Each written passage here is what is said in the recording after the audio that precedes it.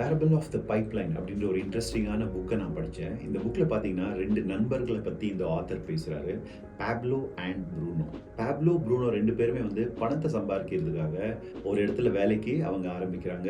Bucket கேரியர்ஸாக மாறிடுறாங்க. அதாவது bucket careers அப்படின்னு பார்த்தீங்கன்னா ரெகுலராக அவங்க வந்து ஒர்க் பண்ணால் மட்டும்தான் அவங்க வீட்டுக்கு அவங்க தண்ணியை கொண்டு வர முடியும். அதாவது இன்கம் வந்து கொண்டு வர முடியும் அப்படின்ற ஒரு அனாலஜிக்குள்ள அவர் கொண்டு போகிறாரு.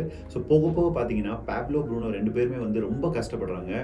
ஒரு சிச்சுவேஷனில் கண்டு பேப்லோ என்ன சொல்கிறாரு, நாம் பக்கெட் கேரியர்ஸாக இருந்தால் கண்டிப்பாக வந்து ஃப்ரீடம் அச்சீவ் பண்ண முடியாது, வெல்த் கிரியேட் பண்ண முடியாதுன்னு சொல்லி அவர் தனியாக யோசித்து ஒரு பைப் லைனை வந்து பில்ட் பண்ணணும் அப்படின்னு யோசிக்கிறாரு.